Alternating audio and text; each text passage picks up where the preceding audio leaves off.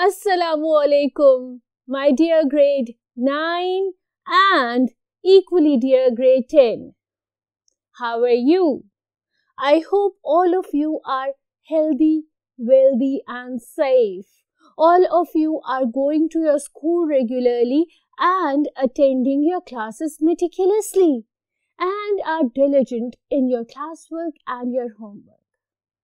Because everyone over here pray for your safety, for you to get the best, not only in the world, but in the hereafter as well. Faiza Nadeem here. And when Faiza Nadeem speaks to both grade 9 and grade 10, collectively, what does she teach? Yes, she teaches her grammar lessons. So what we are going to do today, you'll have to find it out yourself. You have to follow me and find out what today's lecture is all about. Come with me. Yes, my dearest grade 9 and grade 10. What is the board telling you? Board is telling you that we are going to do essay writing. Essay writing करेंगे हम ये जानेंगे कि how, in what manner and in which way we can write a good essay. ठीक है?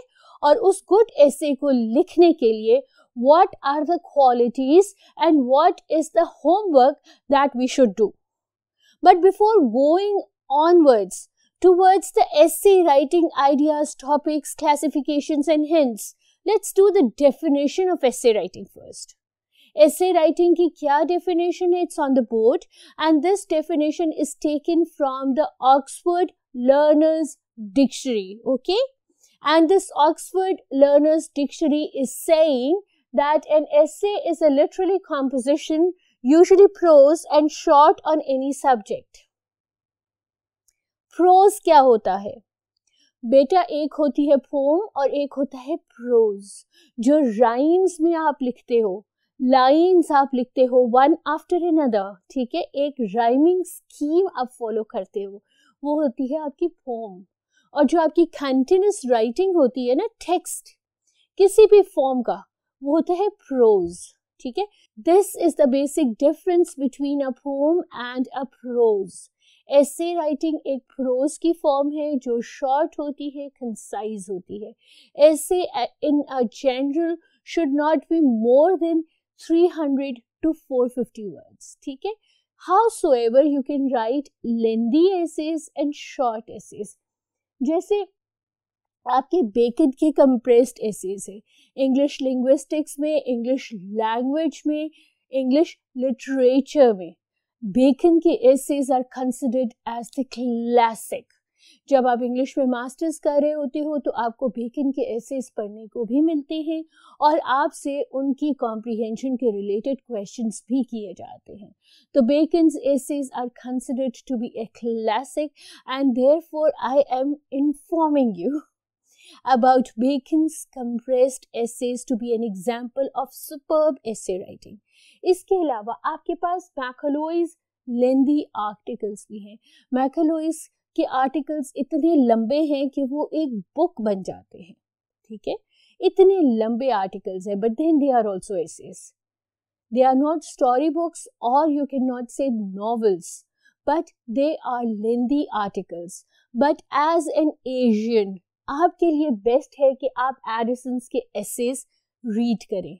Edison की essays are short, concise, and they are generally recommended to us, the Asian people, because we can relate more to his writing style. We can relate more to how he has written those essays. इसके अलावा आपने ये भी याद रखना है कि essay को generally कहा जाता है an attempt. ठीक है? essay आपका एक attempt होती है किसी भी given topic के ऊपर, और ये निकला है रूट वर्ब टू एसे से. टू एसे का मतलब होता है to attempt, to try, right? तो essay writing is also an attempt to show your reflection, to show your thought, to show your ideologies. School essays are sometimes called as themes because they are written on given themes. School essays को हम theme क्यों कहते हैं? क्योंकि आपको एक given topic दिया जाता है और आपने उस टॉपिक के ऊपर अपनी रिफ्लेक्शन करनी होती है, आपने उस टॉपिक के ऊपर अपना आइडिया और थॉट और आइडियोलॉजी लिखनी होती है। ठीक है, ये थी आपकी एसे की डेफिनेशन। एक आपको मैंने डेफिनेशन दी ऑक्सफोर्ड लर्नर्स डिक्शनरी से, एक मैंने आपको लेमैन की एक्सप्लेनेशन दी, और उसके अलावा मैंने आपको इंग्लिश लिटरेचर में लिखे गए बेस्ट एसेज, उनके ऑथर्स और उनकी एग्जाम्पल दी, और आपको ये समझाया कि अगर आपने अपनी रीडिंग कॉम्प्रिहेंसिव करनी है तो Addison's essays are the doctor's advice, right. उसके अलावा आपको ये भी बताया कि स्कूल एसेज क्या होते हैं और उनको जनरली लेमैन की इंग्लिश में क्या कहा जाता है। Let's move on to one step further. Let's move on to see what a good essay is comprised of, ठीक है, और what are the types of good essays. Let's move on to the types. अब आपका characteristic पहले है और types बाद में है। एक जनरल एसे राइटिंग की क्या कैरेक्टरिस्टिक्स होती हैं? एक जनरल एसे राइटिंग में यूनिटी होती है। यूनिटी विद डिसिप्लिन नहीं, यूनिटी का मतलब इधर ये होता है कि अगर आपने एक एसे पिक किया है, लेट्स से माय होम, तो आपका सारा का सारा एसे जो है that is going to be related to my home, ठीक है, उसमें एक यूनिटी हो। आप इधर उधर के टॉपिक्स नहीं कवर करें, like yesterday my friend came to my home, he is my best friend, he lives in the neighbourhood. आपने ये माय होम में ऐड नहीं करना। Your essay is going to speak about one unified topic, ठीक है। जब भी आपको ये कहा जाता है कि आपका कंटेंट जो है वो इतना अच्छा नहीं है कि आपको ज़्यादा मार्क्स दिए जाए, क्योंकि आप टॉपिक की यूनिटी भूल के इधर उधर वॉन्डर करने लग जाते हो। You should develop one theme. You should have a definite purpose of writing the essay. You should clearly define the subject and not write anything irrelevant. कोई भी irrelevant बात, कोई भी irrelevant चीज़ अपने essay writing में आपने नहीं लिखनी। आपने एक proper unified essay लिखना है। जो आपको टॉपिक दिया गया है उस टॉपिक से रिलेटेड आपके essay में सब कुछ मौजूद होना चाहिए। अगर नहीं होगा, irrelevant बातें होंगी, तो definitely you are going to mark yourself in the content. The next thing that you must have in your creative writing in general and essay in specific is the order. एक event जो पहले हुआ है वो पहले आना चाहिए, बाद में नहीं आना चाहिए, ठीक है। Like you are writing about your journey to marry, and then you started our journey, or we set off at 6 o'clock in the morning, and then afterwards when you are reaching halfway to Color Kahar, you say when we were coming out we had an accident. So that accident should have been described over there in the beginning, not in the middle when you have traveled halfway through Islamabad, right? तो ये आपका order होता है जो specific होना चाहिए, definite order होना चाहिए, डेफिनेट लाइन ऑफ थॉट होनी चाहिए। आप हैपहैज़र्ड रिफ्लेक्शंस को अवॉइड करें। जो चीज़ें आपकी सीक्वेंसिंग के साथ जा रही हैं, करेक्ट हायरार्की के साथ जा रही हैं, उनको डिस्क्राइब करें।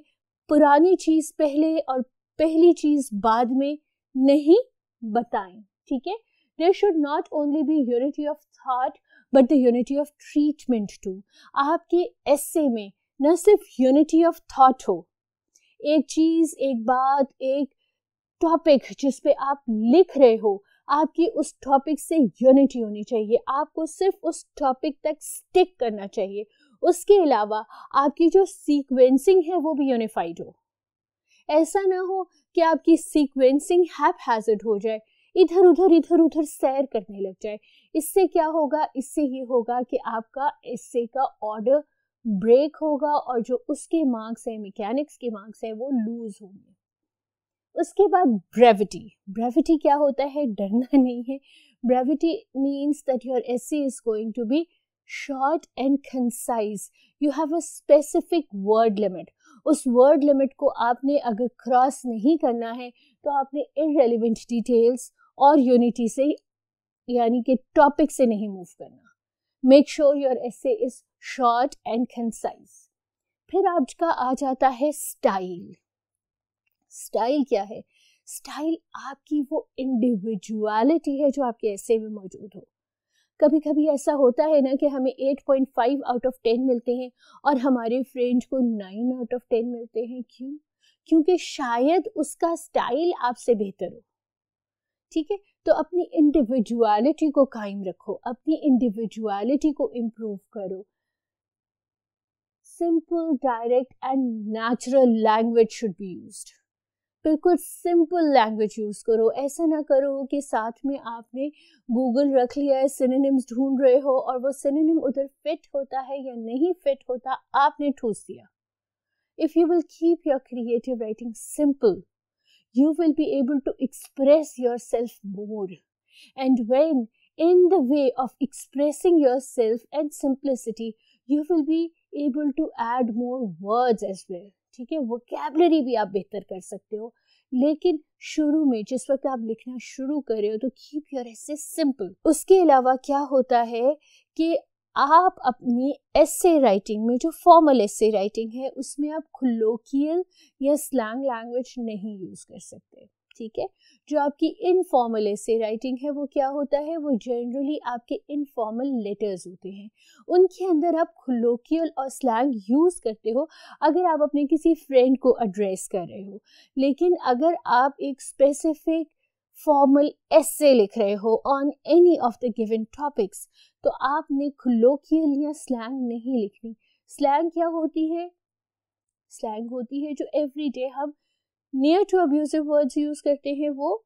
और कोलोकियल क्या होती है? कोलोकियल वो लैंग्वेज होती है जो किसी भी एक स्पेसिफिक एरिया के लिए यूज होती है। ठीक है, जैसे हम लोग कहते हैं ना कि जुगाड़ लगा दो। अब there is no specific meaning of jugaad in English. It's a specific colloquial language of us, the subcontinent. ठीक है, तो इस तरह की जो colloquial languages है वो आप अपने essay और formal essay में बिल्कुल avoid करो। जैसे कि कॉबिट ने कहा है कि if you clearly understand all about your matter, you will never want thoughts, and thoughts instantly become words. ठीक है, because the secret of clear writing is clear thinking. अगर आप क्लियर हो मेंटली कि मैंने क्या लिखना है, किसके बारे में लिखना है, कैसे लिखना है, तो बेटा की राइटिंग भी क्लियर होगी, कंफ्यूज नहीं होगी। कभी कभी ऐसा होता है कि टीचर आपको कंटेंट के मार्क्स नहीं देती और आप पूछते हैं कि मिस आपने कंटेंट के मार्क्स क्यों नहीं दिए, तो वो ये आपको कहती है कि बेटा आपने सिर्फ एक आइडिया पकड़ा और उस आइडिया को 10 डिफरेंट सेंटेंसेस में 10 डिफरेंट तरीके से बता दिया। स्टेप अप करते हैं, क्लाइम अप करते हैं, एक आइडिया से दूसरे आइडियाज निकालते हैं, डाइवर्सिटी करते हैं, keeping this in mind that we should stick to one topic. एक टॉपिक से बाहर ना जाते हुए भी हम कंटेंट में ढेर सारे पॉइंट्स दे सकते हैं। तो this comes when you have a clear thought. If you are not having a clear thought, then you will not be able to do clear writing. So keep it in your mind that you must have a very clear thought regarding what you are writing. अच्छा, उसके बाद आ जाता है आपका personal touch. एक अच्छा एसे जो होता है, एक खूबसूरत एसे राइटिंग जो होती है, उसमें आपका पर्सनल टच बहुत इम्पोर्टेंस रखता है। वो क्या है? वो आपकी इंडिविजुअलिटी है। आपका क्या ओपिनियन है, आपकी क्या सोच है, आपकी क्या रिफ्लेक्शन है towards anything in the world, towards anything that is going on around you, locally और ग्लोबली। वो आपकी इंडिविजुअलिटी है। Have individuality, otherwise the essay will be colorless and devoid of individuality. अगर आप अपनी बात नहीं कर रहे हो, कॉन्स्टेंटली किसी और को कोट किए जा रहे हो, उस शख्स ने वहां पर ये कहा था और उस शख्स ने वहां पर ये कहा था, तो आपकी इंडिविजुअलिटी तो बेटा कहीं गुम हो गई। और जब इंडिविजुअलिटी कहीं गुम हो गई मेरी जान, तो आपको कंटेंट के मार्क्स कहाँ से मिलेंगे? तो have your own individuality, have your own style of writing, अपने एक्सप्रेशंस, अपनी थॉट्स, अपना माइंडसेट एक्सप्रेस करो अपने एसे राइटिंग में। ये थे सारे कैरेक्टरिस्टिक्स ऑफ ए गुड एसे। मैंने इनको सम अप करके आपको एक लिस्ट बना दी है। Let's move on to the summed up list of the characters of a good essay. ये रहा बेटा आपके बोर्ड पे summed up characteristics of a good essay. वो ये कहते हैं कि an essay must be a unity, एक टॉपिक पे हो, डाइवर्स नहीं हो। एक बहुत मज़ेदार जोक हर जगह रोमन कर रहा है कि एक बच्चा था, उसको कोई भी टॉपिक दे दो वो कैमल के ऊपर लिख देता था, ठीक है, क्योंकि उसने रोड लर्न ही कैमल का एसे किया हुआ था। Whatever topic the child had been given he would write upon the camel. तो बहुत बहुत बहुत ध्यान से सोच समझ के गिवन टॉपिक के ऊपर आपने एक यूनिफाइड एसे लिखना है। फिर treat in an orderly manner of one subject. Subject की ऑर्डर को बहुत ध्यान में रखो, क्या चीज़ पहले आएगी, उस इवेंट को क्या फॉलो करेगा, उस इवेंट को क्या फॉलो करेगा। तो ये जो फॉलो अप ऑफ इवेंट्स है ये ऑर्डरली हो। ऐसा ना हो first event third sixth fourth second, इस तरह से ना हो। एक ऑर्डरली फैशन में आपने सारे इवेंट्स को डिस्क्राइब करना है। Third is it must be concisely written. Drag नहीं करो, बहुत लंबा नहीं करो, एक पॉइंट को बार बार रिपीट नहीं करो। उससे क्या होगा, उससे ये होगा कि मोनोटनी आ जाएगी आपके एसे में और वो सारा कट हो जाएगा। अगर एक पॉइंट को आपने लिख दिया मल्टीपल टाइम्स, जैसे my friend is a very smart and intelligent boy, he is so smart that he gets full marks in his exam, his smartness is even appreciated by the teacher. Smart smart smart smart smart, don't do so. Bring out new things about your friend, ठीक है। Style should be simple, clear and direct. Go for simple, clarity with direct approach towards your topic. Topic से इधर उधर move नहीं करना, इधर उधर move करोगे मार्क्स डिडक्ट हो जाएंगे। And you should have an individual touch. एक इंडिविजुअल टच हो, एक आपका स्टाइल हो, एक आपकी बोल हो, एक आपका तरीका हो जिसके बारे में आप लिखना चाह रहे हो, ठीक है। अच्छा, ये थी hints of a good essay writing. अब हम चलते हैं क्लासिफिकेशन ऑफ एसेज में। Essays can be further classified into different classes. सबसे पहले होते हैं रिफ्लेक्टिव एसेज। रिफ्लेक्टिव एसेज कौन से होते हैं? रिफ्लेक्टिव एसेज वो होते हैं जिसमें किसी भी गिवन टॉपिक के ऊपर आप अपना रिफ्लेक्शन, अपना ओपिनियन, अपना आइडियाज डिस्क्राइब कर रहे होते हो। रिफ्लेक्शंस और thought on a some subject और an idea arising in mind. For example कौन सी होती है? एक हैबिट्स और क्वालिटीज के बारे में आप लिख रहे हो, ठीक है। My hobby, the wise principal, my teacher, my ideal, my hero. तो when you are writing about the qualities और habits, keep this in mind that if you are writing about the qualities or habits like my hobby, you should not only describe the advantages of the good habits, but you should also describe the disadvantages of a bad one. You are accustomed to play cricket. You play cricket all the time, it's your hobby, but then you are going to write about its advantages and disadvantages as well. उसके अलावा reflective essays हो सकते हैं social, political, domestic type पर भी। और जब आप इन सोशल, पॉलिटिकल या डोमेस्टिक इश्यूज पे लिख रहे हो तो keep this in your mind कि आपने सोशल इंस्टीट्यूशन की जो सिग्निफिकेंस है, जो इम्पोर्टेंस है, वो सब उसमें ज़रूर डिस्क्राइब करनी है। जो थर्ड टाइप है आपकी रिफ्लेक्टिव एसेज की, वो है रिलीजियस और theological topics. You are going to discuss theories, and along with that you are supposed to provide reasons and support your arguments with facts. ना सिर्फ आपने theories बतानी है, बट आपने उसको reason भी करना है और argument भी देना है कि why you are in favor of this specific theory, ठीक है। If you are writing a reflective essay on the religious or theological topics. Next essay type is narrative essays. ये वो essays हैं जो हम सबको बहुत पसंद है, क्योंकि हम ये लिखते हैं किसी भी इंसिडेंट का जो कि हो चुका हो, to narrate is to retell, और हम बहुत सारे डिफरेंट इवेंट्स और इंसिडेंट्स जो हो चुके हैं उनको रीटेल करते हैं, उनको बताते हैं, उनको नरेट करते हैं. They are mainly in the narrative of sub events. Mainly क्योंकि आपने हो सकता है वो इवेंट्स ना देखे हों and you have to imagine them up.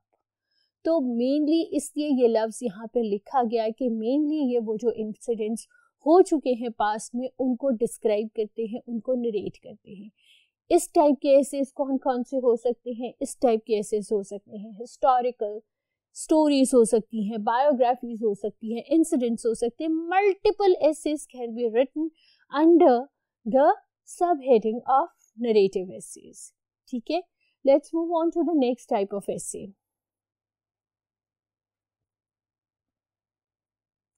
Next type is descriptive essays. Descriptive essays कौन से होते हैं? डिस्क्रिप्टिव एसेस वो होते हैं जिसमें आप किसी भी जगह, किसी भी चीज़, किसी भी इवेंट, कोई भी मार्केट प्लेस, किसी भी रेलवे जर्नी, किसी भी चीज़ की डिस्क्रिप्शन दे रहे हो, वो डिस्क्रिप्टिव एसेस होते हैं. And the key is to use adjectives. जितनी डिस्क्रिप्शन आप एडजेक्टिव्स के थ्रू दे सकते हैं उतना ही आपका डिस्क्रिप्टिव एसे मज़ेदार और marks gaining होगा, right? The class after the descriptive essay is expository essays. आपकी बुक में कई दफ़ा आपके यूनिट के बाहर जो क्रिएटिव राइटिंग क्वेश्चंस है उसमें लिखा होता है कि राइट एन एक्सपोजिटरी एसे. एक्सपोजिटरी एसेस कौन से होते हैं? एक्सपोजिटरी एसेस होते हैं एक्सप्लेनेटरी एसेस. कोई भी जो टॉपिक है आपकी बुक के अंदर given, let's say the uses and abuses of drugs, the uses and abuses of computers, whether internet is better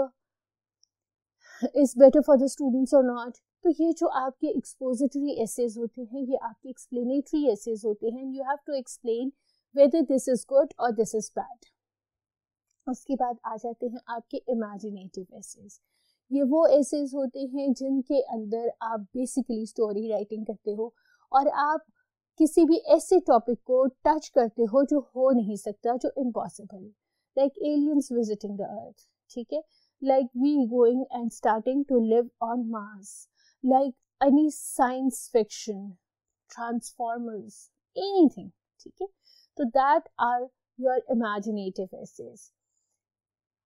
now in the end I would like to discuss the hints with the help of which you can do specific and great creative writing, great essay writing. वो कौन सी hints है? वो दो जगह पे divided हैं. एक मैं आपके लिए लाई हूँ general preparation और एक लाई हूँ special preparation. General preparations वो होती हैं जो आप everyday life में कर सकते हो. You can prepare yourself for good creative writing generally by doing everyday little events, doing everyday little things. सबसे बड़ी चीज़ जो है ना आपकी general preparation of essay writing में वो है reading. Yes, book reading. Book reading is very important, very essential.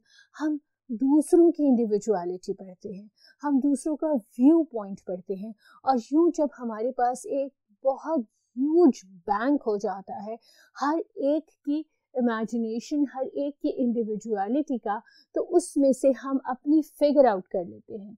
We know what is our own style, to whom we relate to.